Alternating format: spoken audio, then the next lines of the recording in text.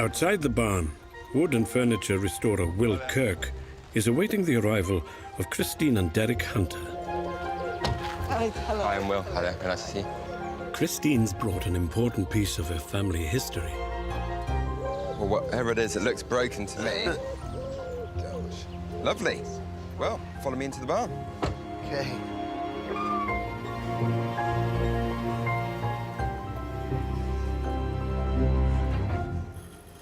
Oh, I don't know how to... Does it go up and... It should stand upright. Look at that. That part should fit on there. Right, like that. There's... And that part should fit in there. Right, so I presume it's a spinning wheel. It's a spinning wheel. Right. Which belonged to my great aunt in Shetland, where I grew up. She was the nearest thing that we had to a grandmother, because my mother's parents both died, one before the war and one during the war. And so great Auntie Annie looked after my mother after that. Right. And she had to have wool to spin. So my sister and I, when we were sort of 8 and 10, our job was to go out and get wool for her.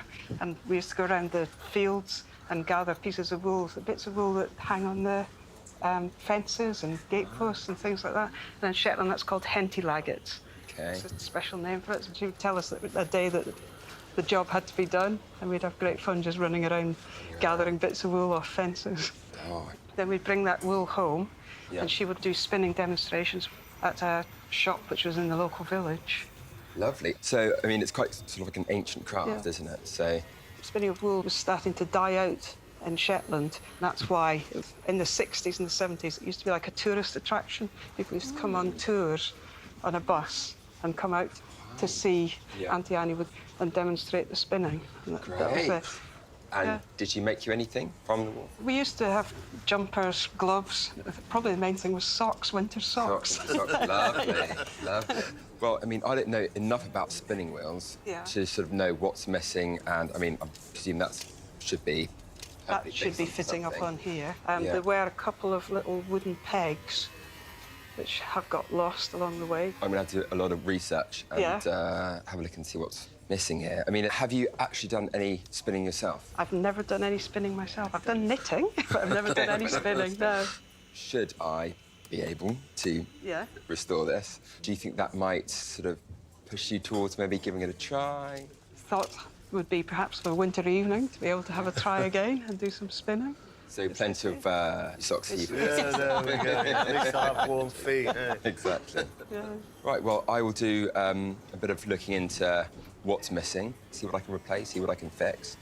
And I hope I can do your great aunt Yeah. and you very proud. Yeah, yeah. Thank you for coming down. Thank you very much. very much. Thank you. Thank you. Bye-bye. Bye. It would be great to see Auntie Annie's spinning wheel brought back to life. It'd be really good to see it used for the purpose it was intended, not as an ornament. And because Auntie Annie was a very important person in my life when I was younger, it would be just great to bring back her memory. Traditional spinning wheels are powered by hand and foot and work by twisting the wool into yarn, which winds around a spool ready to be used.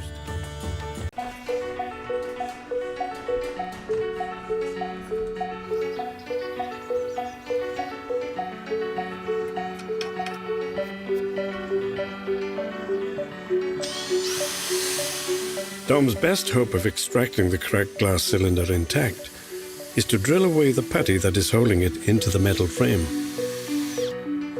So I'm having to be super careful whilst I'm doing this.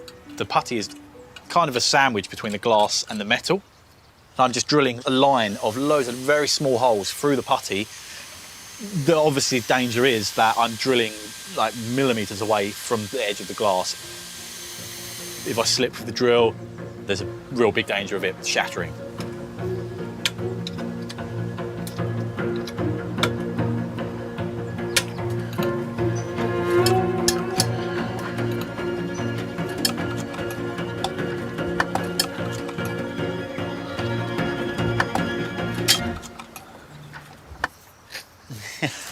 I broke it.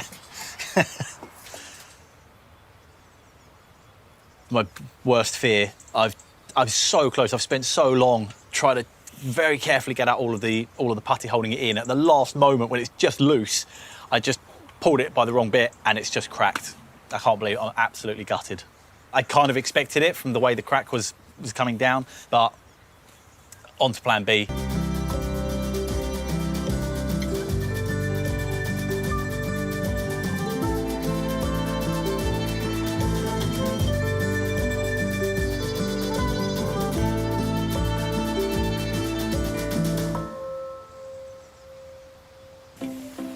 So now I've got the glass removed from the frame, the structure. I'm just putting some paint stripper on to strip off all the paint so I can actually get a good idea of how it's all bolted together.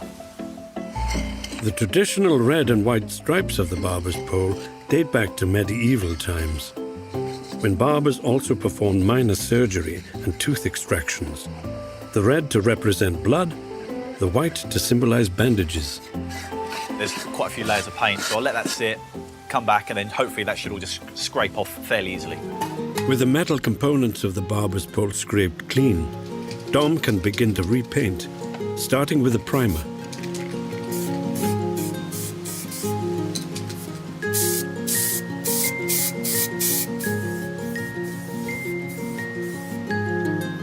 After spending so long sanding and scraping off all of the old layers of paint, it's really nice to finally be getting some paint on these parts. And I'm getting quite a nice idea now of what it's going to look like finally. Dom can begin reassembling the pole. There's just a couple of vital elements missing. So I've got to open it up and see why it's not driving properly. This is absolutely filthy inside, and I'm just going to put a glove on because these can be a bit greasy in here. And where the drive belt's meant to be, that's what's left of a belt, so there's no belt there. So that's why he's not getting any drive. It's either deteriorated or someone's lubricated it or something. So a bit glad I put that glove on then, because that is proper sticky. So basically, I've got to do a lot of cleaning up in here before I can even attempt to put a new belt on it and see where we are from there.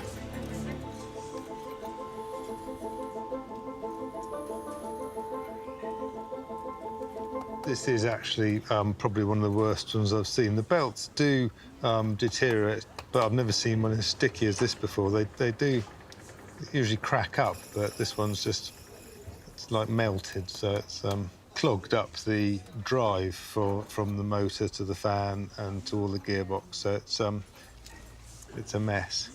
So I've got the rest of the belt I've just spotted down in here, and it'd be really nice if I could get that out in one piece rather than... And now it's broken. Look at that. It's all going so well.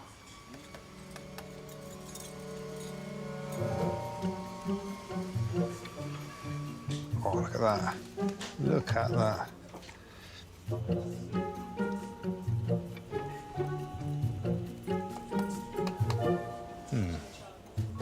That's got that cleaned up now. I'm just going to see if it runs.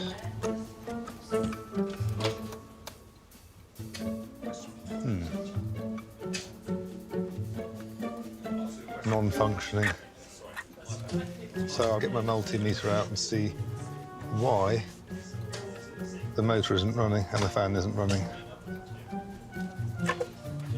Using a multimeter, Brenton checks the electrical circuit to see where the fault lies. The earth doesn't work, so this is quite dangerous as it is at the moment. Before I do anything else, I need to repair that.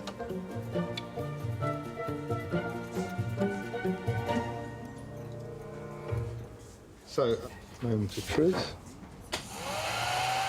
Brilliant, so that works now.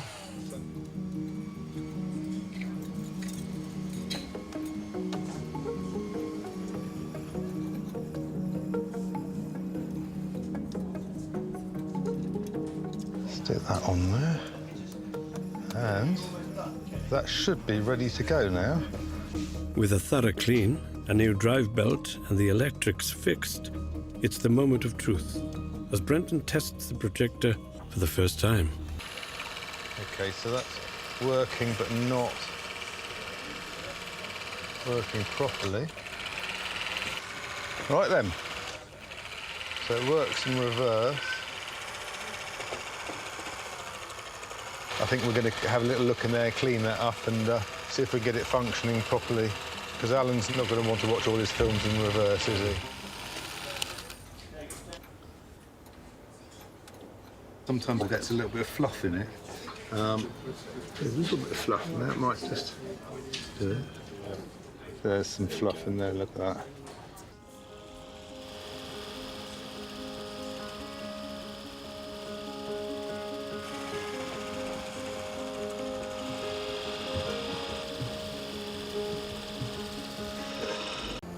The first thing, I think, would be to reattach the leather chape here that's holding on the strap. It's beginning to get detached. Over the years of it being stood up on its tip, everything's got squished down. It's got flattened, and it just wants to fall down all the time, so that needs to be blocked out a bit. And Kim has requested that I liven all this paintwork up. I'm not sure how vivid it's going to come once I clean it. Hopefully that's going to brighten it up enough, but if necessary, I'm going to have to go over what Ken had done when he originally made this. Your first job is to repair the shoulder strap. This catch here is coming off, and the only way I can get to it is by undoing the stitching on this side to get my hand in here. So when it comes to a repair like this, unfortunately, there's a lot of undoing that has to be done to get to even the smallest little spot. Now, the fun part, I can start stitching. So I think I'm one of the luckiest people on the planet. As a kid, I would make saddles and bridles for my Cindy horse and my rocking horse.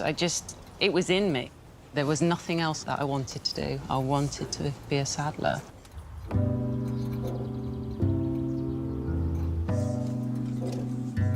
With the case now sturdy enough to work on, Susie can set about cleaning off 30 years of grime. The way I like to do this is with my bar of glycerine saddle soap, which is an old way of conditioning and cleaning leather. So give it a nice dunking there and then rub it onto a cloth. So now we're just going to put it onto this top area here and just see how it behaves. Make sure it doesn't go too dark. It's going to go dark because we've got some moisture, and wow, there's a lot of mucks coming off there. This case really needs cleaning. I love cleaning leather because you can just see it coming back and it just looks so beautiful. Susie can now address the crumpled and flattened structure of the gun slip. So it's just a case of sliding in a piece of wood that's about the right shape and size, and to not stress the leather. If I was to use something really tight, there's a possibility that I could actually split the leather, and that would not be good. The leather should reshape around the wood, helping it sit proud again. While she waits for the magic to happen, Susie can work on breathing life back into the faded artwork that surrounds the gun slip. The paints I'm using for this are acrylic dyes made specifically for painting on leather. Unlike an oil dye, which gets absorbed into the fibres, the acrylic sits on the top, so you can actually build it up in layers, and it's not going to spread the same as an oil dye. Just testing this green on my tester piece of leather, and it's really very, very vivid. So I'm just going to pop a little bit of black in it, just get it toned down a little bit. Let's try it on here. Okay. So that's to me is better. It's less neon. Just gently start on the crest here. Look at this. This pheasant is really beginning to come alive now. It's fantastic. I'm having a lot of fun, and I'm really liking the end result. Susie has nearly finished work on the gun slip. With the leather rich and gleaming, it's time to remove the wooden block in the hope it's reshaped the holster. I have left the block in on the front pocket here. So this was left overnight, and there we have it. Now it's able to stand up by itself instead of flopping over. This is quite a nice skeleton clock. It's been well finished. There's masses of wear. All right, I'm just going to lay it on its back, then I can take the main plate off. This is where we find out where all the trouble is. All right, put that to one side. This is the one thing that I've been looking at. Oh, it is as bad as I thought it was. This pivot here has worn down to almost nothing. That means that at any point, if someone had carried on using the clock, this could have given way and that it would have been catastrophic. It does actually mean that I've got to set to and re-pivot that, which is, it can be quite a tricky job. The other thing that I've noticed is that some of the teeth on this wheel here, this first wheel, there's a whole section of teeth that are bent over. Oh dear. So there's an awful lot of work involved in this, and yeah, got my work cut out on this one. Clockmaker Steve is cleaning the brass components of the ornate Victorian skeleton clock. So you can see, even after the first clean, how it's come up pretty gleaming. He can now begin work repairing the worn pivot that had caused the clock to stop. What I'm going to do is I'm going to cut this off, drill it, and put a new pivot in it. I'm just going to cut that now. Now I need to drill it.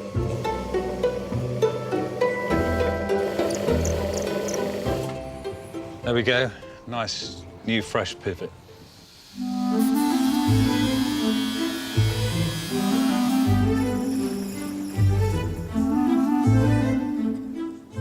One of the things that I identified that was wrong in this clock was that about 30 of the teeth of this wheel are bent. What I use is this tool. It's actually a broken watchmaker's tool, but it's got a nice taper on it, and that slides into the slots, and then you can get a tight hold and just twist the bent teeth straight. It's just a matter of going around all of them now. So this is basically doing a bit of dentistry. Good, that's straightened out nicely. Steve's in his element repairing this antique timepiece.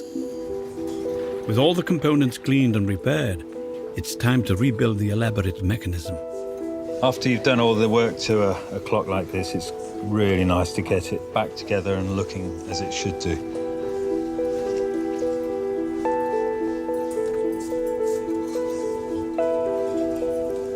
Just make sure all the wheels turn.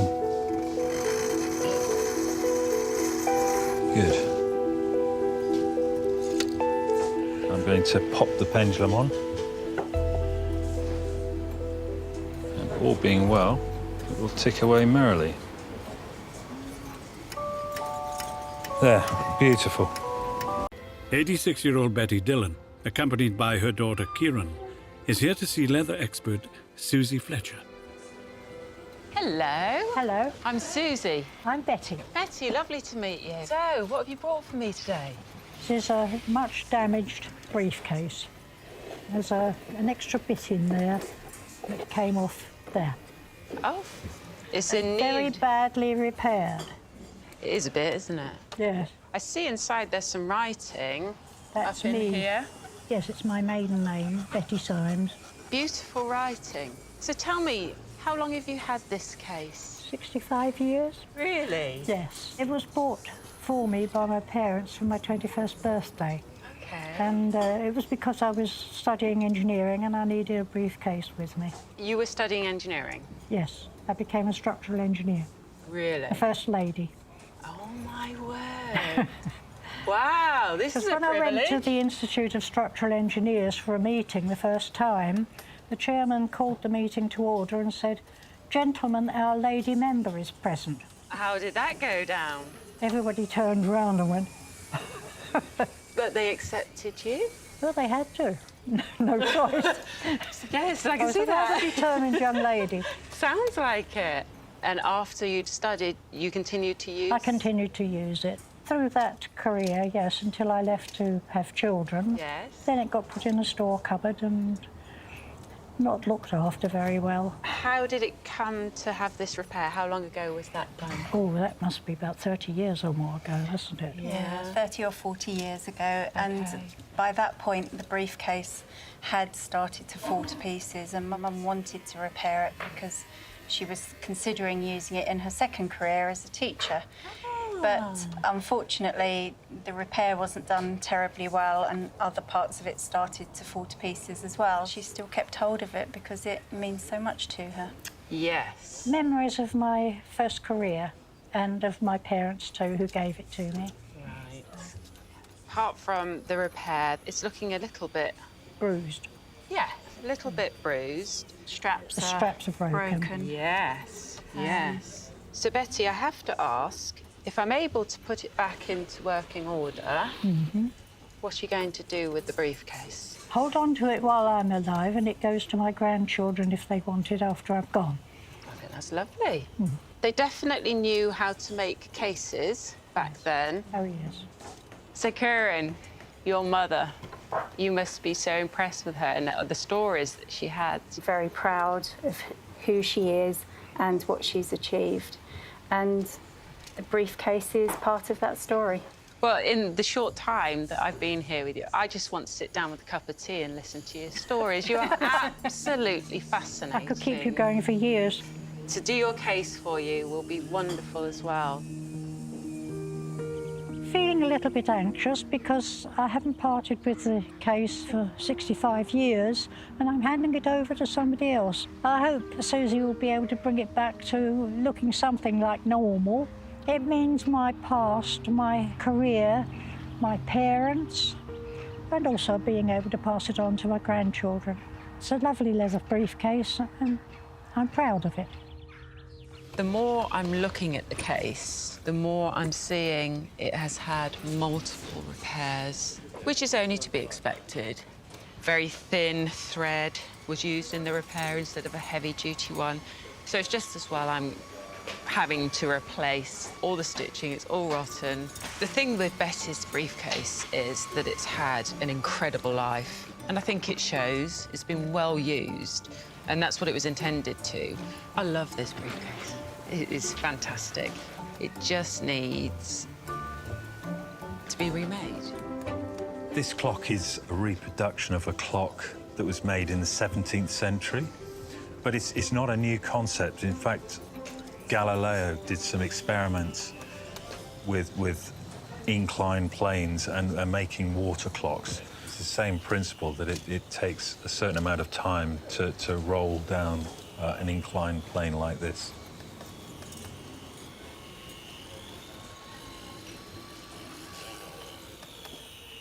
When I push it over and put some weight against it, as if it's rolling down the slope, I can hear the clock ticking, so I know there's life there, and it'll probably need a jolly good overhaul. I think here the main issue isn't the clock itself, it's the actual leather is the problem, because without the serrations being able to dig into the surface, because it's so hard, it's not going to work at all, so we need to get this sorted out. It's over to Steve's sister, master saddle maker Susie. Oh, my word, what have you got there? Need some help. Right, I've got this incline plane clock, and I've got a problem with the leather with it. Those teeth are supposed to grip onto the leather, and it just slides down at the moment. Oh, my goodness. You see? Yeah, It's just- yeah. Instead of... They're not very sharp, are they? No, but it Much should be there. just enough to grip onto the leather. This is really, really slippy, isn't it? I think perhaps this has been polished. Yes. Furniture polish, perhaps? Yeah. Yeah, it's very slick. Can you soften it? Yeah, definitely. Definitely can. I would imagine this is going to bounce back. OK, I'll let you get on with that. OK, brilliant. Thank you very much, and I'll get on with the clock movement. No problem. A mystery item is on its way to the repair shop. Stephen Ward and his 10-year-old daughter Jessica have brought another member of the family who has seen better days. Hello. Hello. Hello. Pleased to meet you. Hey, Julie. Welcome to the repair shop. Julie Tatchell and Amanda Middleditch are the resident bear repair pair. Big Ted. Oh, he doesn't look very big, does he? Doesn't at the moment. He's looking a bit sad and sorry and needs some tender, loving care, I think. Oh, my goodness. All right, let's go. He's obviously empty. He's empty and he's been in this bag for about 15 years. Oh, my goodness. In the garage. Oh, yeah. So he is Big Ted. Yeah, absolutely. Fantastic. And we don't know what type he is. And Okay. He was bought by my father in 1963 for my mum. Bought with a pay packet. I think it was £12 he cost. So what possessed your dad to... Well, I think my mum was 17 at the time, so they just started going out with each other. So I think it was a young love, grandiose gesture, great big teddy bear. How did he get him home? I have no idea. You'll have to ask On the him. bus, probably. Imagine walking up the pathway to see her with this huge Absolutely, teddy. absolutely. I used to sit on his lap and read books when I was a young boy. You used to sit... So I would read, or my mum and dad would read to me while I was sitting on his lap. And then when my mum and dad moved up to the far north of Scotland, he came with us. And then he was about to be thrown out, so I emptied him out, put him in the bin bag. I was going to And say, always how said, did he yeah. come to be empty and inside Well, it was out, easier to but- transport that way. And I moved, and then when I got married, and Jessica came along 10 years ago, I always said, we must get him repaired. Wow, so you've never actually seen him as a sort of stuffed, fluffy bear? No. So you've never given him a cuddle? No. What you might notice, and this is how we know who he's made by, is he's all one. He hasn't got separate ears. And he was made by a company called Wendy Boston. And Wendy Boston designed and made a bear that could be put through the mangle and then could be pegged on the washing line by its ears. And they wouldn't fall off? So if we can manage to get him back to how he was, or as close to as we can, what's his future? He'll be Jessica's. Yeah. Have you got many? Too many sometimes. You can never have too many. Do you know what? I say that all the time. Yeah, we're going to need a bigger car. I think maybe. Yeah. OK, thank you very much. Thank you for nice bringing to meet him you. to us. Thank you. Bye. Bye. Bye. He's been in that bag for probably about 15 years. I was just looking forward to seeing him brought back to life and in a condition that we can use him again. It's going to be fun to see him back to full health and fully stuffed, isn't it, Jess? Yes. He's amazing. I love him. Yes, he's certainly I want to see him the other way through. I want to see him in all his furage. I think we're going to have to clean all this off before we even attempt that. Otherwise, we're just knocking our heads against a brick wall because it'll all stick on the outside. So, what about we start off just giving him a really good shake? OK, so how do you propose we go about this? I'm going to move to the heads. OK. I'm going to get hold of ears. We're going to lift about a foot from the table and then Ready? we're going to go like that. Start, isn't it? It's a start. So, I think we've shaken as much as we can. I think now we're just literally going to have to get all this off by hand. They need plenty of space to work on all 6 foot of Big Ted. So Julie and Amanda take him outside, where they can really get to grips with ridding him of all his old stuffing and fluff. Quite enjoying this. I'm just wondering what time the picnic hamper will arrive. Nice glass of red. Prosecco. With Big Ted's innards as clean as a whistle, it's time to turn him the right way out. So I'm just going to nip his original closing seam now. Yeah, let's just be careful as we peel it back. You ready? Yeah. Oh, wow. It's in really good condition inside. Yeah. Come on, Big Ted. Here he comes. Oh, wow. How's he looking? He is looking great. Both eyes? Yes. Yes, look at that. Look. He, when clean, is going to be absolutely stunning. And I can see why the family love him so much. Yeah. Beautiful.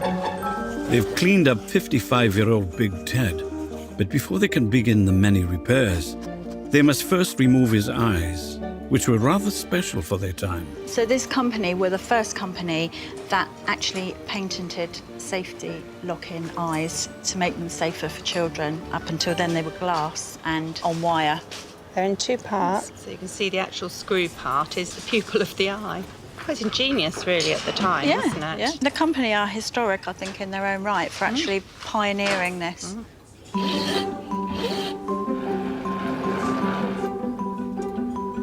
At the moment, we are working on the main repairs that Big Ted needs.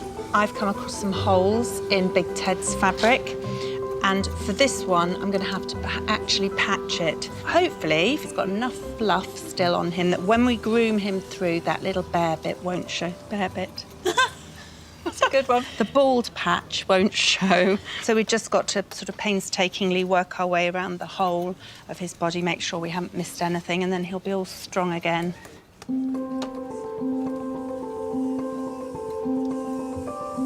I think this is probably the biggest bear that we've ever worked on. Now what I need to do is actually find out where all these bits that Bob has left actually go in the clock.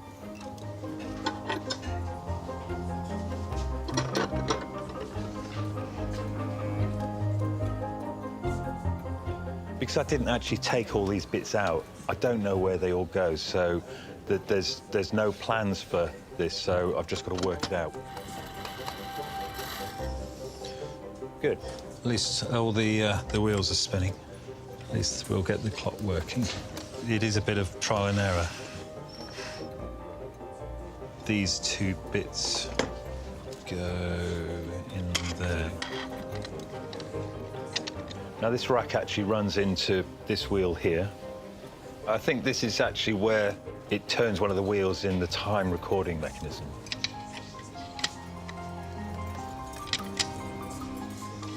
OK, that's good. That all lines up, that's really good. That means that the bracket's in the right place as well.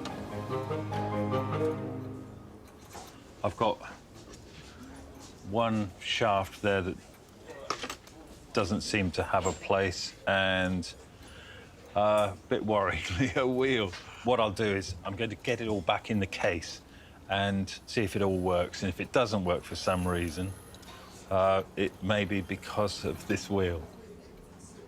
What I'm going to do is get the clock mechanism in. I'll get the time recording mechanism in and get all the linkages sorted out. I've just got to get everything set up correctly.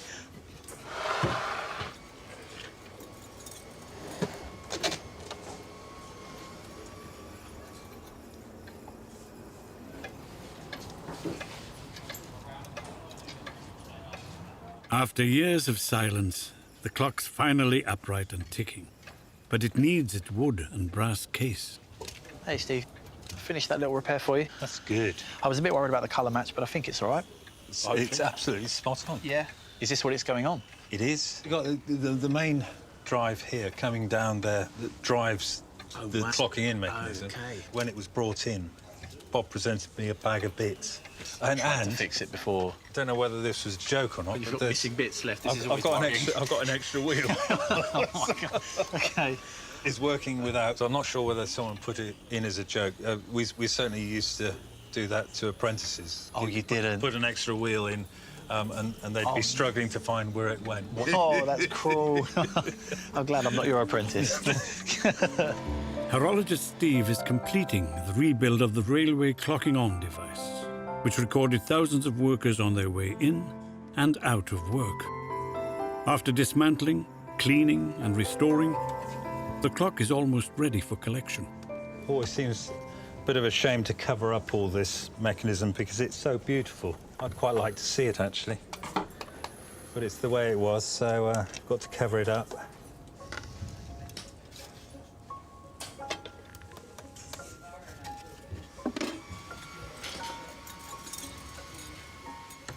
All done. I'm very, very happy with this. Next, into the repair shop.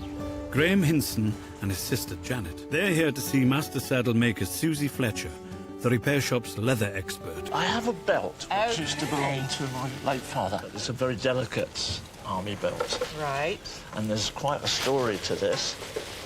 My father served during the Second World War and was part of the D-Day landings, was taken through Belgium, Holland, eventually into Germany, in Fallenbostel prison of war camp. It was the one thing he kept from the war. And he constantly wore it, day Yeah. after day, The to belt. the point where it almost disintegrated, and he tried himself to do some repairs on it so he could continue wearing it. So we'd like to take it back to the military museum at Fallenbostel, where I think Dad would like it to be. Well, I will get on with it. Look forward to that. Thank you very much. Thank you so much for bringing it in. Thank you. Thank you. Nice to meet you. Okay, bye-bye. Outside, Susie begins by taking apart the old repair. Yeah. She can then turn her attention to the leather itself, which has become brittle and flaky with age. She is going to strengthen it by gluing on a pigskin backing leather. It's one of those jobs that you don't want to dilly-dally over. You need to get on and get it done. That's looking great. I'm really happy with that. Susie now faces the challenge of getting the longer, more delicate piece onto the sticky backing. And just hope that everything holds together. All that remains is to apply a finishing leather restorer. This will just feed the leather a little bit and also help keep it supple. This being the last thing that I need to do before Jan and Graham come in. I'm looking forward to seeing their faces when they see the leather belt and get their reactions to it. Graham and Janet's father, Peter, was presented with the belt by a German prisoner of war, Franz, as a token of appreciation for his kindness. Now they have returned to collect the belt they remember their father wearing throughout his life. Hello again. Hello. Again. How are we? Excited. Are you? Yes. Oh my God. Okay. Well, It's like it's brought back to life. It looks totally different again. Oh, it's just wonderful. Oh, my goodness me. And you can see all You these, can actually, see I can feel the everything. strength in it now. Yeah, that means so much to us.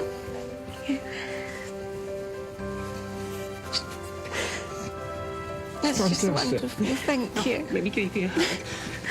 Thank you so much. Thank you so much. That means such a lot to us. Absolutely my Thank pleasure. Thank you. You are so welcome. Thank you. That's just wonderful. It's just wonderful. I don't know what else to say. Thank you so very much. You are so welcome. It's really emotional to see it how I remembered it. And I know my dad would be eternally grateful.